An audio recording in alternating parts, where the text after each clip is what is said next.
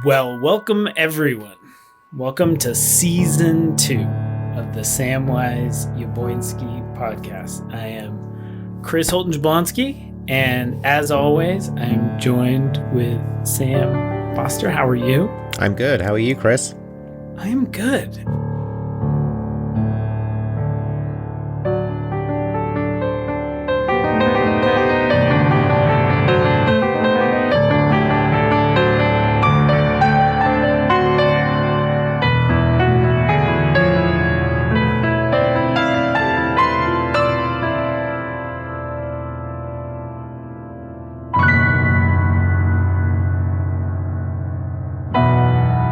We're so grateful to be back. We're going to have another 8 fascinating conversations with folks from the church, and I couldn't be happier than to be kicking it off with Mary Harrison.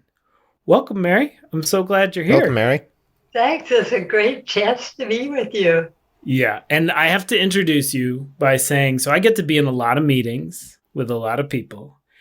And it has been really a joy, both on the Committee on Ministry and in the Lay Pastoral Care team, but especially in the Committee of Ministry for some reason, because we're often talking about these big ideas and all these things, and we have these long, free-ranging conversations where we're reflecting on all the different parts of the church. And so often, especially in this complicated time that we've been facing for these last couple of years, especially in this time, you so often will just both synthesize these big conversations we've been having, and you'll just deepen the conversations to a whole nother place. So I've really appreciated that part of working with you in all these groups. And you just have a fascinating life and backstory. So I'm excited to talk a little bit about your journey and how you got here. And then also for people who don't know you, to hear a little bit about the journey. So anyway, so yeah, let's dive into it. So I think that some of the big questions in the beginning, and we have so many ways in, but just what does spiritual growth mean to you? Well, since you asked about my spiritual journey, a while back, I thought, what does that mean? To me, spiritual growth and personal growth are the same. That in order to grow spiritually, I have to grow psychologically and personally. And the more I do that, the more the world opens up, the deeper my understanding becomes.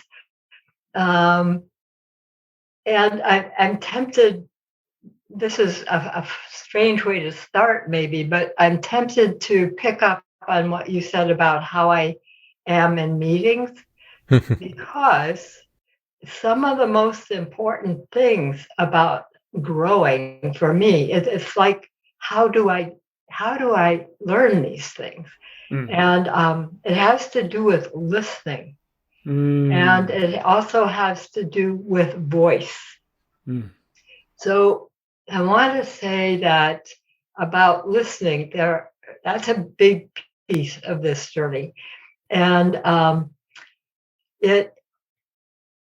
was taking deep listening training, but then the Vision Mission Council was set up to talk to people in the church and come up with a vision and mission. Doug Reynolds taught us how to do listening circles. And we did listening circles in our meetings. And then we did them throughout the church with different groups. So in a listening circle, for those people who don't know about it, we're in a circle. We have a talking piece, and it's really from Native American culture. That we pose a question, and then we pass the talking piece, and only the person with the piece speaks, and the rest of us listen. We don't question, we don't interrupt. We just, the invitation is to let go of all our thoughts that come up when we hear the question and just be listening and affected by what other people say. And I found that over all the circles, I the circles were magical. They would always deepen. We would go several times with one question, and each round deepened. And to me, the interconnected web is part of my journey that I'm growing into as to what does that mean. And it felt like a web, like all the things we were saying were evoking something in one another. And we were moving deeper and deeper into something wiser than we could have anyway accomplished through a usual meeting style conversation. So that taught me, that was a spiritual learning in my view, understanding and feeling in myself that process of what happens when we listen.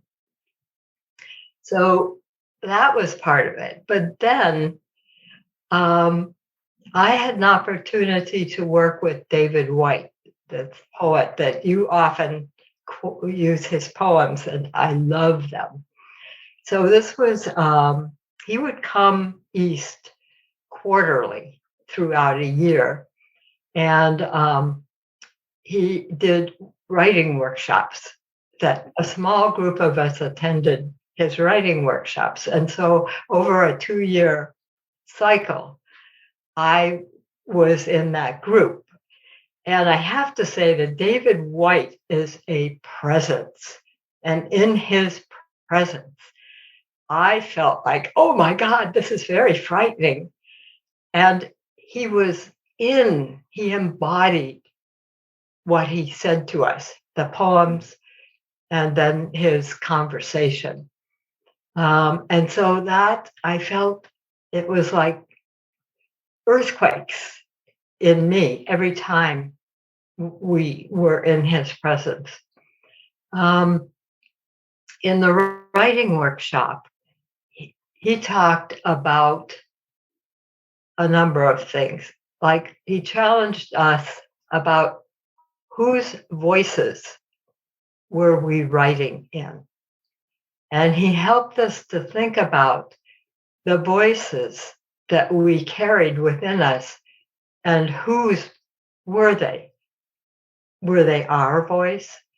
And the goal was to come into our own voice and allow those other voices to, it's sort of like you've had your say, it's my turn now. And it was the whole idea of writing from a place that's within us, able to write in many voices, but having our own as the foundation. He also did something with us that really was important to me, and that is we had to memorize a poem and then go up in front of the group and recite it. So his goal was to help us know where was our recitation coming from. Was it coming from within our bodies or just sort of up in our heads and all? And many people in the group, when they would stand up, it was sort of like, when people read a story we read to our kids and we're sort of reading on autopilot and we're not in it. And that's where a lot of people recite and read things from. And his goal was to help us deepen that. And so if someone was struggling with how to deepen it, he had us all tone with the person up front so that we were getting the sound into our bodies. And that changed how the person then was able to recite. So what that taught me was how important it is where our voice comes from.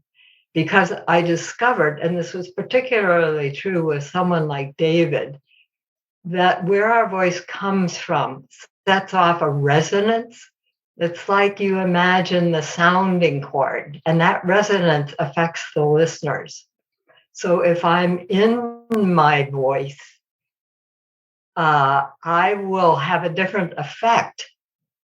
And that's what happens in the listening circles too, because as people get deeper into themselves, the other wisdom comes up. So for me, that was incredibly important. I love so much of what you just said. I want to dig into it a little bit. When you were talking about the writing and all the many voices, did you find do you remember what other voices were alive in your writing at the beginning, and did you find that you kind of found your voice? I feel I found my voice. Yes, I'm still aware of other voices, but I have to go back to when I was a young mother. My kids were almost 2 and 3, and I just was very unhappy because I felt my all kinds of people were telling me who to be. Mm. My husband, my in-laws, my parents, and I thought, I just don't feel I know who I am. And voice is about the expression of who I think I am. So I took my kids and ran away to Europe and lived in Spain for 8 months Really? with my Wow. kids. I had never done anything like that before. And what I found, I journaled every day, and I was looking for whose voice. I was the one telling me all these things. Mm. You should do this, you should do that. But where did that voice come from? And was it really mine? And the answer was it came from not believing in the deeper voice, not yet knowing that deeper voice that I had known as a child. Mm. And so that was an early part. So I guess I'd say this whole time, in some way, I have been looking for my voice. That's fascinating. And so then you came back from Spain? Yes, and then I made all different decisions about where my life would go. Like what? What happened? Well, I got divorced, for one thing. That's always a new start. Yeah. That's a big one. That's a big one. And then I went to work and had a fascinating career, which is a whole different story, and was mother to 2 sons, and we kind of were a team. And I was in California during the 60s and 70s, which is a growing experience in itself. Where in California? Manhattan Beach, which is south of the LA airport. Yeah. Wow. I just want to jump in and say that, Mary, while you were talking about these 2 deep ideas, finding your voice and learning to listen, is that these are profoundly Unitarian Universalist ideas, or profoundly Unitarian ideas. I'm thinking of our great Unitarian philosopher and theologian and predecessor, Ralph Waldo Emerson, for whom those 2 ideas are deeply connected as well. I mean, he was all about finding the voice in yourself that isn't just the voice of received opinion and authority and custom and tradition and so forth, but finding the prophetic voice that comes just from within yourself. Finding his word for that is self-reliance, which doesn't mean the kind of modern capitalist American ethos of pulling yourself up by your bootstraps, but is a kind of spiritual listening to who you really are on the inside and what the universe is saying through you individually. And for him, that's connected with deeply listening, because when we speak with the voice of our true selves, others immediately awaken to that and hear it. And so the purely individual and the universal somehow go together hand in hand, and we're responsive to when people start speaking from within rather than from, custom and tradition and what other people think that we ought to say. So there's a whole tradition of that, and I'm very interested in your unique way of putting that and the way that's been reflected in your life. That's fascinating. I was very influenced by Emerson when I was a teenager. So that was part too. Something I want to say more about the listening is, and it has to do with voice also. I think we have to listen to ourselves. And when I'm going about a day, sometimes it's like a voice arises within me, and it's sort of a direction, if you will. It's like I just think it's like my wise being in me reminding me of something or saying, "Had you thought about that?" So part of finding one's voice is listening to a different voice than other people's voice. I don't know what to call it. The voice of the universe. I think of Great Spirit, and that at some point it's like, I don't know where these thoughts are coming from. I didn't know I knew that. And that's an example of what that inner voice can sometimes tell me. Yeah. Well, and also another echo and resonance of Emerson and what you were saying a moment ago around, the interconnectedness of all things and the interconnected web of existence. So, when he was writing about the oversoul, and that's the other kind of listening and connected, resource that we're always linked into. And you said that your journey has been about this interconnected web, and I wonder if you could say a little bit more about that too.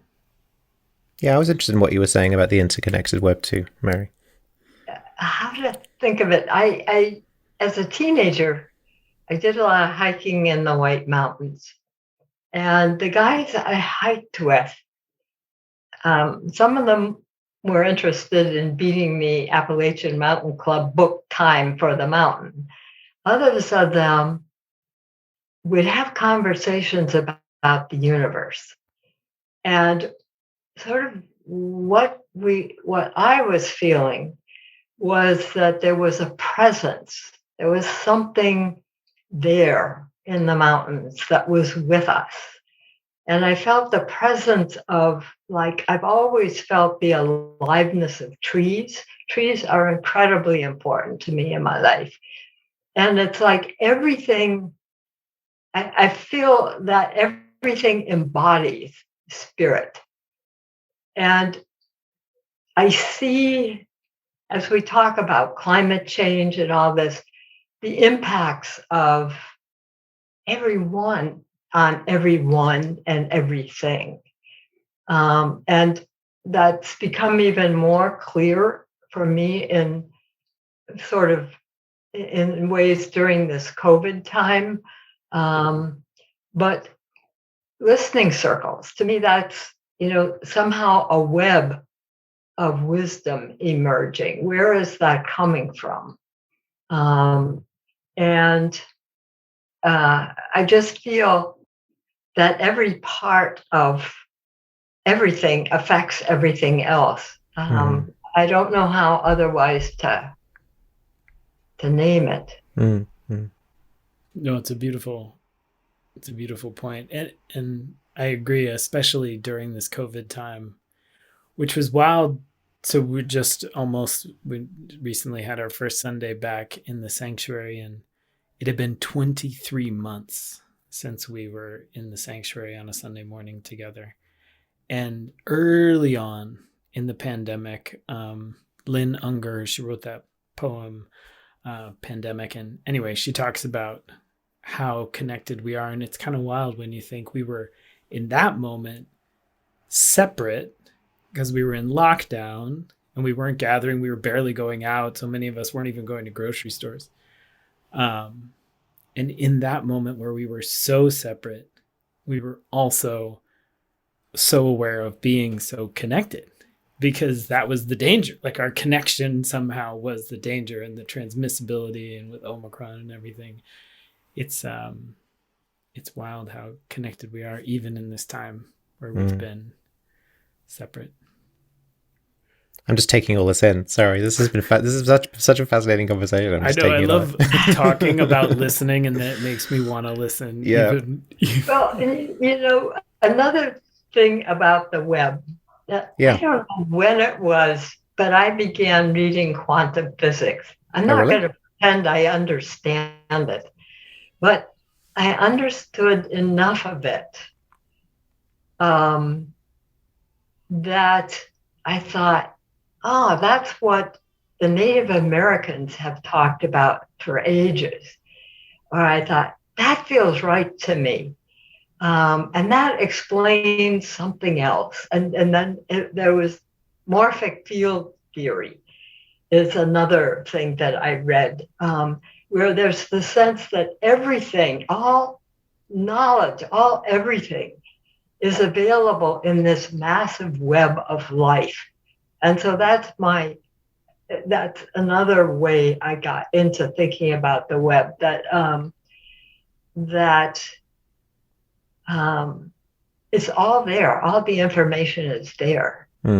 But as if we're not embodied, and if we're off in our thinking all the time, we're not connected to that web.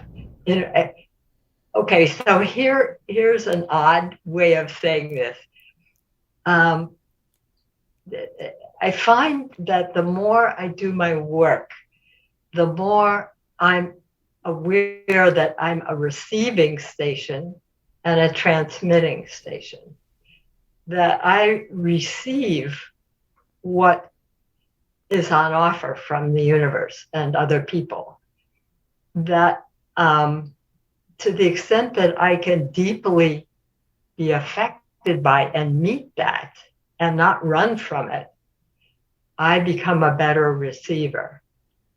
And then that affects my voice and where my voice is coming from and what my voice tells me I know or experience. And that it's almost like I'm not speaking, the universe is speaking through me.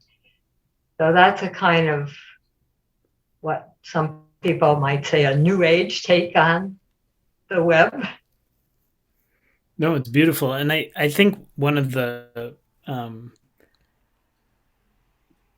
things I really admire about you, and one of the things I find inspiring is, that you're this stance of openness and receptivity.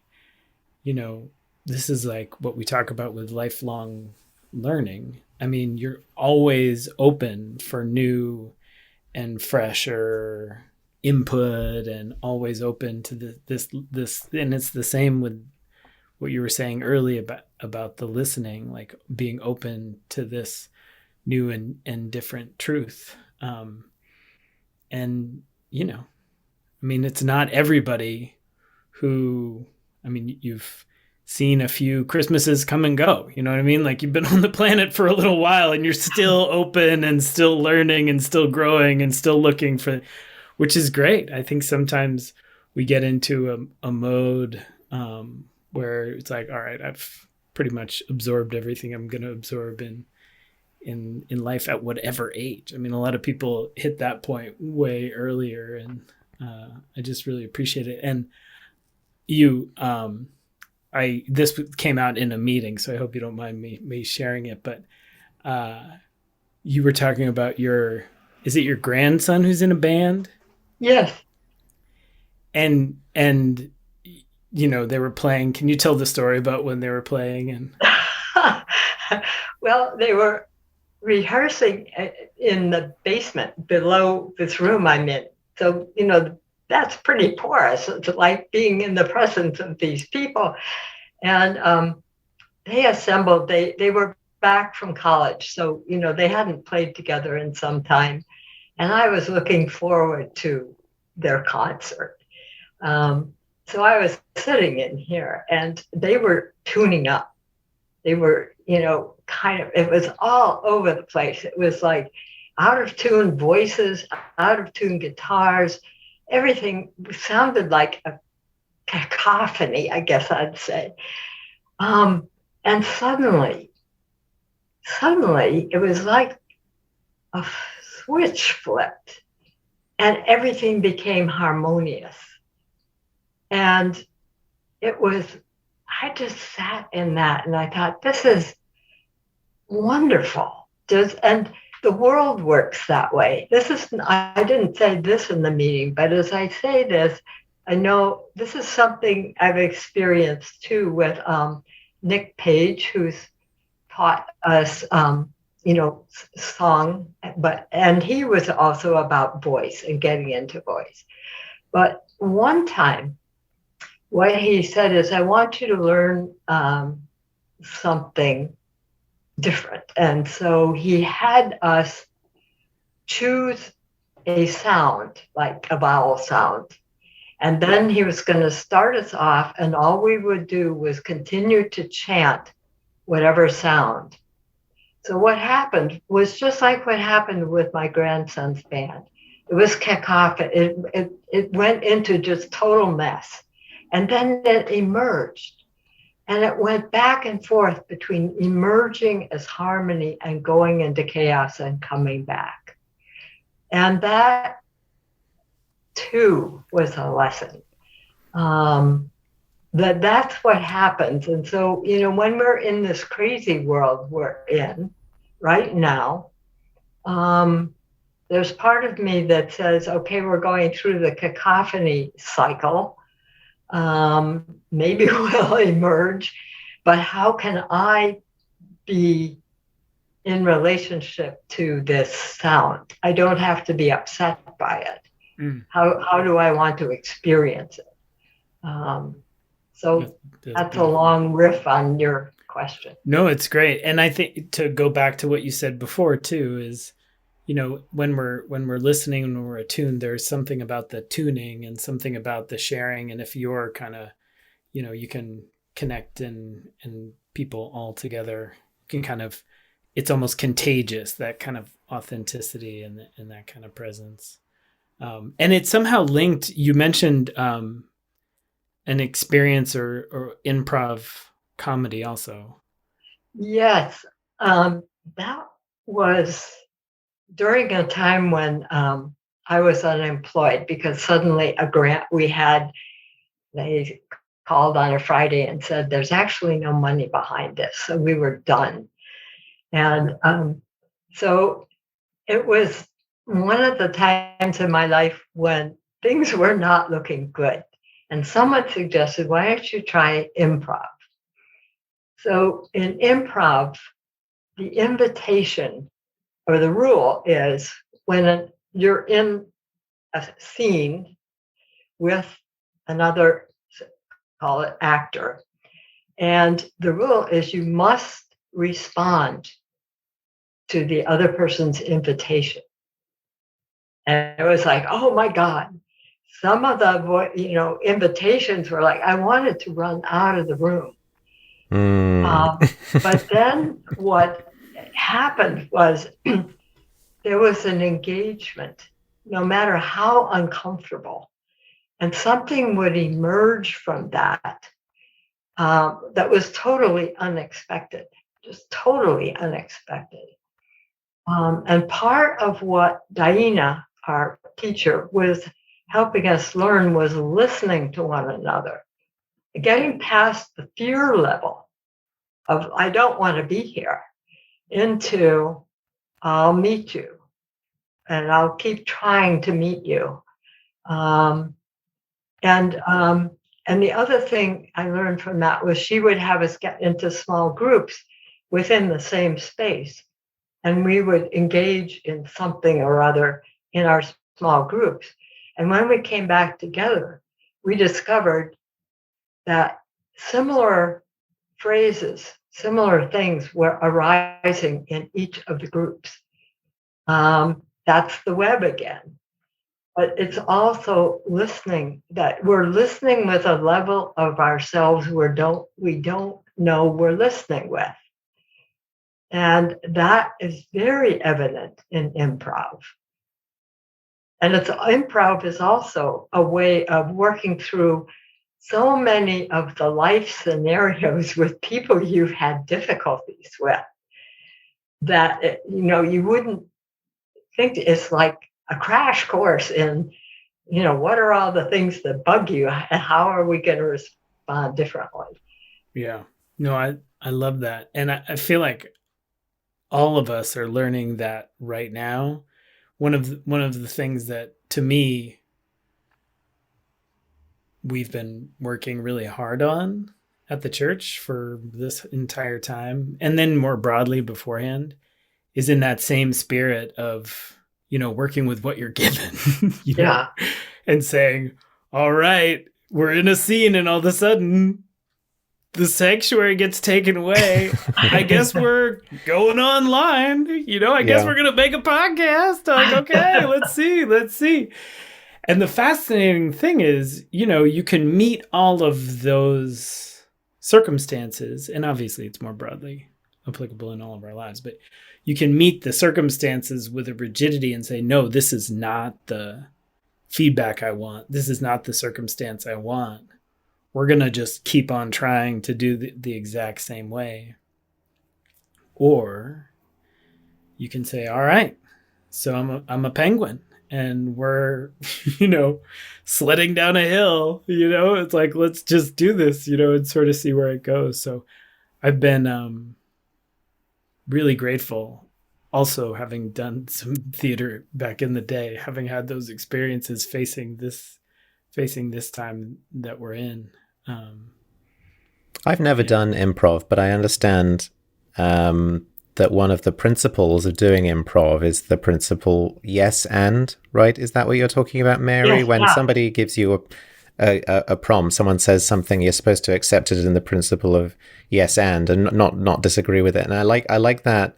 What can we do with that? And I like that as a governing principle for holding meetings, whether it's work meetings, family meetings, church meetings, or whatever, because it's like the yes and principle is when someone says something and my first thought is, I disagree with that. That's wrong. We shouldn't go there. Instead, I should think, what truth is that person speaking from, right? Yeah. Everyone's speaking from a truth.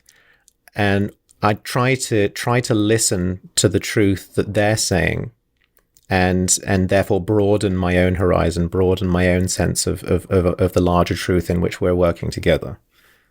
Something like that. Yeah, that's very much, I feel that very, very much. And that there's a grain of truth in everything is one of the things that I was told. And, sometimes we don't see that because we're too busy disagreeing with it. Or, for me, getting over, I'm right. Yeah.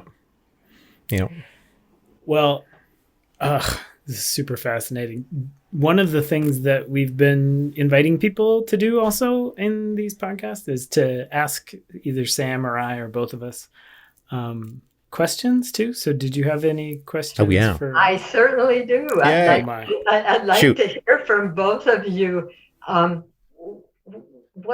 How do you see what is spiritual growth and why would someone do it? The times where I've seen people grow and deepen, oftentimes it's in response to trauma. Oftentimes it's, being able to, almost like a steel getting forged, kind of moving in and out of difficult circumstances and then realizing that we can survive and getting clear on who we are and what we're here for. And all of that to me is, opening and becoming more resilient. So to me, it's kind of facing the consequences and the circumstances of our lives and being able to learn. I think about it with my own family, and I think I mentioned this in the service forever ago, but I come from a long line of alcoholic diabetics, and so I don't drink and I exercise a lot. You know what I mean? Because I'm like, well, I'm going to learn from this generations of dysfunction. And my sort of simple way of saying is I want to pass on new and exotic dysfunctions to my children. It's introduce something new into the family tree. So I think there is something kind of concrete and grounded in just sort of learning the lessons before us. And to me, also spiritual practice. I mean, one of the things that's, been crucial to my survival during the pandemic is for a long time now, I've just been, sitting every morning and have a Vipassana Buddhist meditation practice. And I've been reading Pema Chodron every morning and sitting every morning. And it's like my early morning water and coffee is just part of my routine and ritual. And I can really tell the difference when, circumstances have conspired and I haven't been able to, but the vast majority. So I think there's a practice of deepening into too. So I think it's both facing the circumstances before us, learning from our lives, and there's something in sinking deep into a committed practice also. But what about you, Sam? Well, I think one of the things I really responded to in what Mary has shared with us today is that for me, spiritual growth is tied to the idea of listening for the truth, and listening for the truth in myself, in the folks around me, in the world, and listening for the truth is sort of a process of growing in such a way that I come to appreciate the broader settings in which my own life happens. And, I, for example, my other existence, which isn't really another existence, that's part of what I'm learning, is my other existence is doing a PhD on literature, and I absolutely love poetry. And, I've started to sort of realize that the process of trying to work your mind into the truth of a great poem is really the same process as listening to a person who's talking to you about their life, their experience, their pain. It's listening for what true thing is being said in the particular way it needs to be said, right? And it's funny that Mary, I didn't know that Mary also read quantum physics, because when I was very young, I was also hugely into quantum physics, quantum field theory, and relativity, and all that lovely stuff.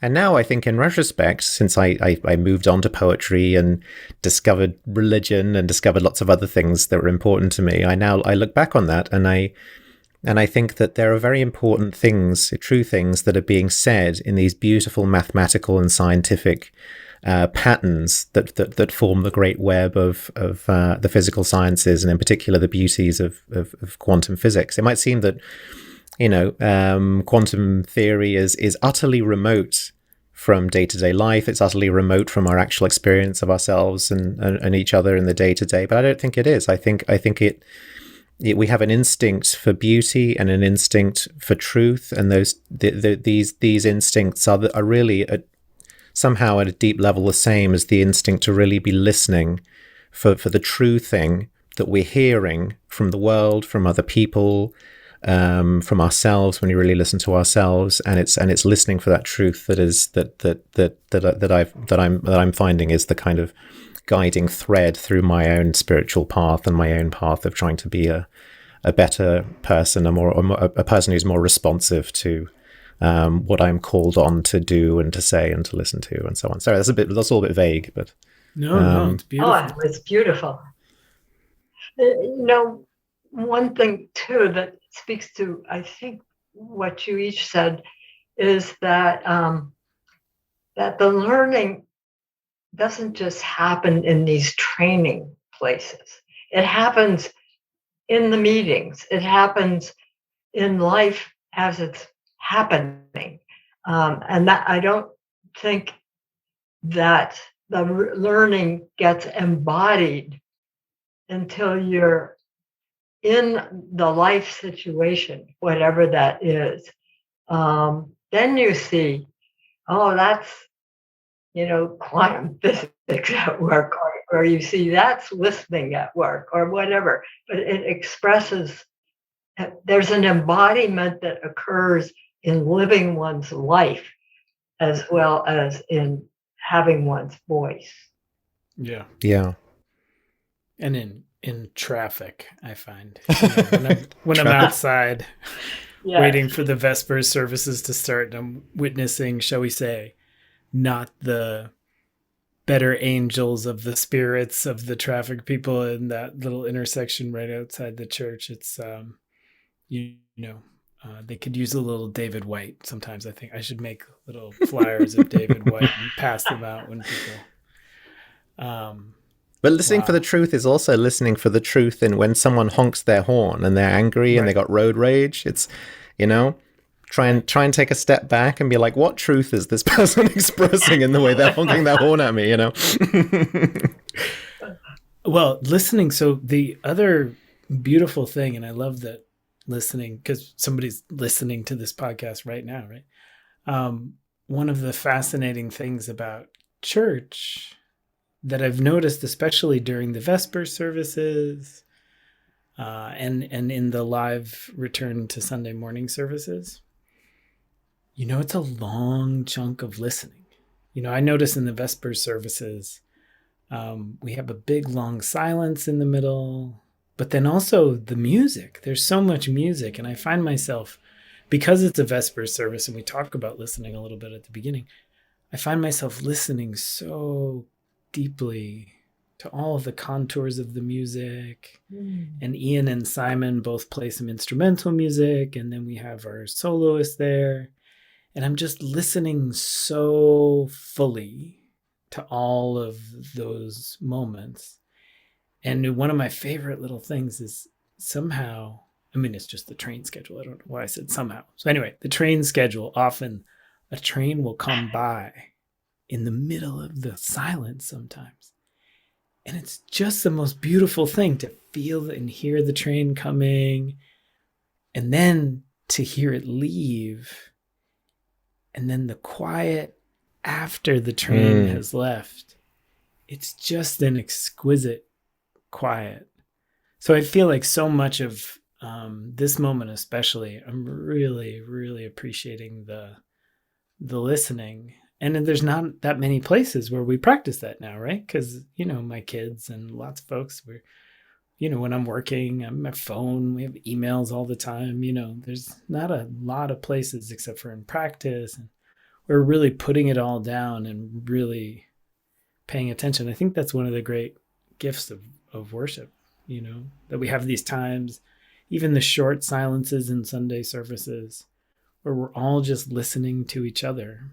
It's really beautiful and not distracted. 45 minutes, an hour. How often in our lives do we have 45 minutes or an hour of not being distracted and sharing an experience of listening with a whole group of people, listening to the same thing in the same moment? It's really beautiful. Anyway. Yeah, I agree with that. It's a long public service announcement about the importance of church. Surprise. Surprise. The preacher thinks church is good. Oh, that's great. Well, Mary, such a pleasure to hear more about you and to chat. I thank you for this gift. It gave me the chance to, think about what has my journey been, and what's been most important. And then talking with you two today has been really wonderful. So thank you. For us too. And we're so grateful for everything you're doing and being, and all the ways you're supporting so many folks. and the rock band in your basement and so many things. So yeah, thanks so much for coming. Yeah, thank you, Mary. And thank you all for tuning in to season 2 of the Samwise Jablonski Pod. As always, you can send questions to minister@uubelmont.org. If there are questions you'd like us to chat about with some of our guests, we have a lot of really wonderful people coming in the next many weeks. So do please be sure to tune in. And as always, as we're moving into this next phase of this strange time together, know that you're held, that you're loved. Listen deeply to the stirrings of truth within you, without you. Know that we're connected to all that is. Thanks again so much, Mary, for joining us today. And thanks as always, Sam. This was great.